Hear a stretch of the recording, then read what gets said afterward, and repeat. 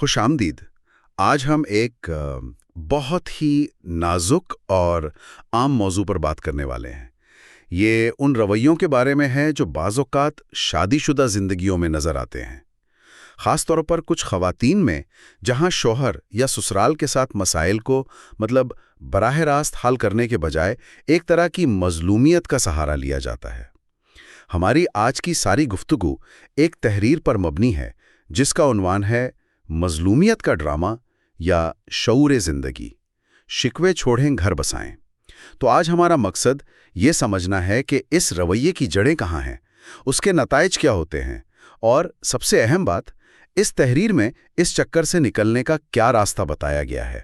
تو آئیے اس کی گہرائی میں اترتے ہیں۔ اور یہاں جو بات سب سے دلچسپ ہے وہ یہ کہ یہ تحریر اس رویے کو صرف ایک عادت کے طور پر نہیں دیکھتی، یہ اسے ایک گہرے مسئلے کی علامت کے طور پر پیش کرتی ہے، اور وہ مسئلہ ہے کمیونیکیشن کی کمی کا، یعنی بات چیت کے ہنر کا نہ ہونا۔ یہ بظاہر مسائل سے بھاگنے کا ایک آسان طریقہ لگتا ہے، لیکن در حقیقت یہ اپنے ہی گھر کی بنیادوں کو کمزور کرنے جیسا ہے۔ ٹھیک ہے، تو آئیے اس جال کی پہلی گرہ کھولتے ہیں۔ تحریر کا پہلا نقطہ اس بنیادی رویے کی نشاندہی کرتا ہے۔ اس میں کہا گیا ہے کہ یہ مسئلہ ان خواتین کو درپیش ہوتا ہے، چاہے وہ گھر سنبھال رہی ہوں یا باہر کام کر رہی ہوں، جو کسی بھی مسئلے پر اپنے شوہر سے کھل کر یعنی براہ راست بات کرنے سے کتراتی ہیں یا شاید گھبراتی ہیں۔ ہاں بالکل، اور یہاں سے بات واقعی دلچسپ موڑ لیتی ہے۔ تحریر کے مطابق اس گھبراہٹ سے بچنے کے لیے ایک آسان راستہ نکالا جاتا ہے۔ سارا دن فون پر اپنی والدہ، بہنوں یا سہیلیوں سے سسرال کی چھوٹی بڑی شکایتیں کرنا۔ ماخذ میں اسے بڑی خوبصورتی سے وکٹم کارڈ کھیلنا کہا گیا ہے، یعنی خود کو مظلوم بنا کر پیش کرنا۔ بالکل، اور اگر ہم اس رویے کے نفسیات کو سمجھنے کی کوشش کریں تو یہ بات بہت واضح ہو جاتی ہے۔ دیکھیں، براہ راست بات چیت ایک مشکل کام ہے۔ اس میں آپ کو اپنے جذبات کو واضح الفاظ میں بیان کرنا پڑتا ہے، دوسرے کی بات کو تحمل سے سننا پڑتا ہے، اور پھر مل کر کسی نتیجے پر پہنچنا ہوتا ہے۔ اس میں ذہنی توانائی لگتی ہے۔ اس کے مقابلے میں فون اٹھا کر کسی ایسے شخص سے بات کرنا جو فوراً آپ کی طرفداری کرے، وہ نفسیاتی طور پر بہت آسان اور آرام دہ محسوس ہوتا ہے۔ تو یہ ایک طرح سے کم محنت والا ایک شارٹ کٹ راستہ ہے۔ لیکن کیا یہ کہنا ٹھیک نہیں ہوگا کہ اپنی ماں یا بہن سے دل کی بات کرنا تو ایک فطری عمل ہے؟ اس میں غلط کیا ہے؟ تحریر اس میں اور وکٹم کارڈ کھیلنے میں کیا فرق بتاتی ہے؟ دونوں میں ایک واضح لکیر کھینچتی ہے۔ دیکھیں، کبھی کبھار اپنے کسی عزیز سے دل کا بوجھ ہلکا کرنا یا مشورہ لینا ایک صحت مند عمل ہے، لیکن جب یہ ایک عادت بن جائے، جب ہر چھوٹے مسئلے کا پہلا حل شوہر سے بات کرنے کے بجائے فون اٹھانا ہو، تو یہ وینٹنگ سے آگے بڑھ کر ایک طرز زندگی بن جاتا ہے۔ اچھا، فرق نیت اور تسلسل کا ہے۔ کیا مقصد مسئلے کا حل تلاش کرنا ہے یا صرف وقتی ہمدردی حاصل کر کے خود کو صحیح ثابت کرنا ہے؟ جب مقصد صرف ہمدردی بٹورنا رہ جائے تو یہ وکٹم کارڈ بن جاتا ہے۔ میں سمجھ گیا۔ تو یہ ایک ایسا راستہ ہے جو وقتی طور پر تو سکون دیتا ہے، لیکن منزل کی طرف نہیں لے جاتا۔ ہمدردی ملنے سے شاید دل کا بوجھ ہلکا ہو جاتا ہو، لیکن اصل مسئلہ تو وہیں کا وہی رہتا ہے۔ بلکہ شاید مزید بگڑ جاتا ہے۔ بالکل۔ یہ مسئلے کو حل کرنے کے بجائے اسے مزید پیچیدہ بنا دیتا ہے، کیونکہ اب اس مسئلے میں صرف میاں بیوی شامل نہیں رہے، بلکہ تیسرے، چوتھے اور پانچویں فریق کی آراء، ان کے جذبات اور ان کے تعصبات بھی شامل ہو جاتے ہیں۔ ایک چھوٹی سی بات جو شاید میاں بیوی آپس میں 5 منٹ میں حل کر سکتے تھے، اب وہ خاندانوں کے درمیان ایک بڑا موضوع بن جاتی ہے۔ تو یہ کمیونیکیشن کا خلا نہ صرف مسئلے کو بڑھاتا ہے، بلکہ جیسا کہ تحریر کا اگلا حصہ بتاتا ہے، یہ انسان کی اپنی سوچ پر بھی گہرا اثر ڈالتا ہے۔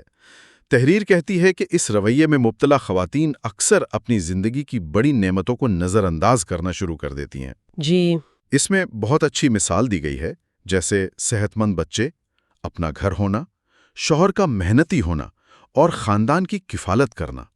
یہ زندگی کی بڑی اور ٹھوس حقیقتیں ہیں، لیکن ان سب پر شکر کرنے کے بجائے ساری توجہ چھوٹی چھوٹی منفی باتوں پر مرکوز ہو جاتی ہے۔ صحیح۔ جیسے ساس نے آج کیا کہہ دیا، یا نن نے کیسا تانا دیا، یا شوہر نے فلاں بات پر توجہ نہیں دی، ذہن ہر وقت اسی طرح کی چھوٹی چھوٹی تلخیوں کا حساب کتاب کرنے میں لگا رہتا ہے۔ اور اگر ہم اسے بڑے تناظر میں دیکھیں تو یہ اس مظلوم والی کہانی کو مضبوط کرنے کے لیے ضروری ہو جاتا ہے۔ ٹھیک۔ جب آپ کو دوسروں سے ہمدردی چاہیے ہوتی ہے تو آپ اپنی کہانی میں مثبت پہلو نہیں گنواتی، آپ صرف وہ باتیں بتاتی ہیں جن سے یہ ثابت ہو کہ دیکھو میں کتنی مشکل میں ہوں۔ لیکن اس عمل کے دو بہت ہی تباہ کن نقصانات ہیں جنہیں ماخذ میں بہت واضح طور پر بیان کیا گیا ہے۔ اچھا، تو اس کے اصل نقصانات کیا ہیں؟ مطلب وقتی ہمدردی کے علاوہ طویل مدت میں اس کا کیا خامیازہ بھگتنا پڑتا ہے؟ پہلا اور سب سے بڑا نقصان ہے اعتماد کا خاتمہ۔ ہو شادی کی بنیاد بھروسے پر ہوتی ہے۔ جب گھر کے اندر کی باتیں چاہے وہ کتنی ہی معمولی کیوں نہ ہوں روزانہ کی بنیاد پر باہر رپورٹ ہونے لگیں تو شوہر کا اعتماد ٹوٹ جاتا ہے۔ اسے یہ محسوس ہونے لگتا ہے کہ اس کی زندگی اور اس کا گھر ایک کھلی کتاب ہے جس پر باہر تبصرے ہو رہے ہیں۔ یہ احساس رشتے کی جڑ میں دیمک کی طرح لگ جاتا ہے اور اسے اندر ہی اندر کھوکھلا کر دیتا ہے۔ یہ بہت گہری بات ہے۔ اعتماد تو کسی بھی رشتے کی روح ہے، اگر وہی نہ رہے تو باقی کیا بچتا ہے؟ اور دوسرا نقصان کیا بتایا گیا ہے؟ دوسرا نقصان براہ راست ازدواجی زندگی کے ماحول پر پڑتا ہے۔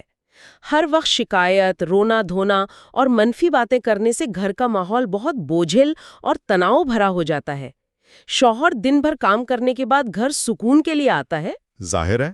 لیکن اگر اسے ہر روز ایک ہی طرح کی شکایات اور منفی باتوں کا سامنا کرنا پڑے تو وہ آہستہ آہستہ اس ماحول سے اور پھر اس رشتے سے ہی دور بھاگنے لگتا ہے۔ تو تھوڑی دیر کی ہمدردی کے لیے یہ ایک بہت مہنگا سودا ہے۔ بالکل، یہ تو خود اپنے پاؤں پر کلہاڑی مارنے کے مترادف ہے۔ جی، تو جو تصویر ابھر کر سامنے آ رہی ہے وہ کافی تشویشناک ہے۔ ایک ایسا چکر جو شروع تو شاید چھوٹی سی بات سے ہوتا ہے لیکن آخر کار پورے رشتے کو اپنی لپیٹ میں لے لیتا ہے۔ تو اس سب کا مطلب کیا ہے؟ کیا تحریر اس اندھیرے سے نکلنے کا کوئی راستہ بھی بتاتی ہے؟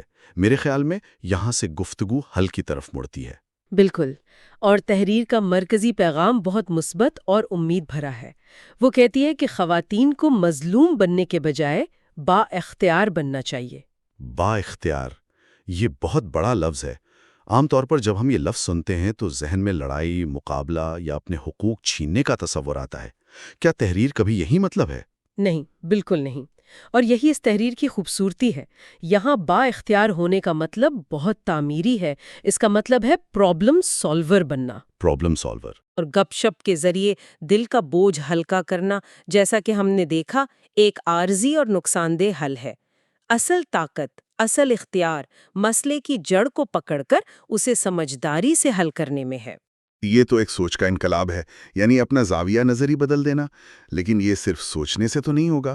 کیا تحریر اس با اختیاری کو حاصل کرنے کے لیے کوئی عملی قدم، کوئی پہلا قدم بتاتی ہے؟ جی ہاں، اور وہ اتنا بنیادی اور سادہ ہے کہ ہم اکثر اسے نظر انداز کر دیتے ہیں۔ سب سے اہم ہنر جس کو سیکھنے پر سب سے زیادہ زور دیا گیا ہے وہ ہے شوہر سے تعمیری انداز میں بات کرنا۔ تعمیری انداز، اس کی تھوڑی وضاحت کریں۔ ایک عام شکایت اور ایک تعمیری گفتگو میں کیا فرق ہے؟ کوئی مثال دے کر سمجھائیں تو سننے والوں کو آسانی ہوگی۔ بہت اچھا سوال ہے۔ فرق نیت اور الفاظ کے چناؤ کا ہے۔ شکایت کی نیت الزام لگانا ہوتی ہے، تعمیری گفتگو کی نیت حل تلاش کرنا ہوتی ہے۔ مثال کے طور پر شکایت یہ ہوگی: آپ کی امی نے آج پھر مجھے سب کے سامنے ٹوک دیا، انہیں مجھ سے کیا مسئلہ ہے؟ اس جملے میں الزام ہے، دفاعی پن ہے، اور یہ سیدھا سیدھا جھگڑے کو دعوت دے رہا ہے۔ ٹھیک ہے، اور اسی صورتحال میں تعمیری گفتگو کیسی ہوگی؟ تعمیری گفتگو کچھ اس طرح ہوگی: مجھے ایک بات کچھ دنوں سے پریشان کر رہی ہے اور میں چاہتی ہوں کہ آپ سے اس پر بات کروں۔ جب امی سب کے سامنے کسی بات پر ٹوکتی ہیں تو مجھے بہت دکھ ہوتا ہے اور میری خود اعتمادی کم ہوتی ہے۔ کیا ہم مل کر کوئی ایسا طریقہ سوچ سکتے ہیں جس سے یہ صورتحال بہتر ہو جائے اور گھر کا ماحول بھی پرسکون رہے؟ واہ! دیکھیں، دوسرے جملے میں سے بات شروع ہوئی، اپنے احساسات بتائے گئے اور شوہر کو مسئلے کا حصہ بنانے کے بجائے حل کا حصہ بننے کی دعوت دی گئی۔ پہلے کا نتیجہ لڑائی ہے، دوسرے کا نتیجہ ممکنہ حل ہے۔ بالکل، اور اس کا حتمی مقصد یہی ہے کہ مسائل کو گھر کے اندر میاں بیوی کے درمیان ہی حل کیا جائے۔ جب مسائل گھر میں حل ہونے لگتے ہیں تو باہر کے لوگوں کی مداخلت یا ہمدردی کی ضرورت ہی نہیں رہتی۔ اور اس کے ساتھ ساتھ جب توجہ مسائل سے ہٹ کر زندگی کی مثبت چیزوں پر مرکوز کی جاتی ہے تو زندگی میں شکر گزاری کا احساس پیدا ہوتا ہے، صحیح۔ جو خود ایک بہت بڑی نعمت ہے۔ یہ رویہ نہ صرف شادی کو بچاتا ہے بلکہ زندگی کے معیار کو بھی ناقابل یقین حد تک بہتر بناتا ہے۔ تو آج کی گفتگو کا خلاصہ یہ ہے کہ ہم نے اس تحریر کی روشنی میں دیکھا کہ کس طرح بات چیت کی کمی ایک مظلومیت کے جال کو جنم دیتی ہے۔ اس جال میں پھنس کر انسان اپنی زندگی کی بڑی نعمتوں کو بھول کر چھوٹی چھوٹی منفی باتوں میں الجھ جاتا ہے، جس سے سب سے زیادہ نقصان اس کے اپنے ازدواجی رشتے کو پہنچتا ہے۔ اور تحریر کا واضح اور طاقتور حل شکایت اور الزام تراشی کے بجائے تعمیری گفتگو اور مسائل کو مل کر حل کرنے کی صلاحیت پیدا کرنے میں ہے۔ جی، اور یہ ساری گفتگو ایک آخری بہت اہم سوال پر آ کر ختم ہوتی ہے، جس پر سوچنا بہت ضروری ہے۔ وہ کیا ہے؟ وہ سوال یہ ہے کہ اگر یہ تعمیری گفتگو کا راستہ مستقل طور پر اپنایا جائے تو شوہر اور بیوی کے درمیان اعتماد اور دوستی کی وہ فضا کیسے قائم ہو سکتی ہے جو مستقبل میں پیدا ہونے والے کسی بھی مسئلے کے لیے کسی بھی بیرونی مداخلت یا ہمدردی کی ضرورت کو ہی جڑ سے ختم کر دے؟ یعنی رشتہ اتنا مضبوط کیسے بنایا جائے کہ میاں بیوی ہر مشکل میں ایک دوسرے کے لیے ہی کافی ہو جائے اور انہیں کسی تیسرے کی ضرورت ہی نہ پڑے۔ یہی وہ بنیاد ہے جس پر ایک مضبوط، خوشگوار اور پائیدار ازدواجی زندگی کی عمارت کھڑی ہو سکتی ہے۔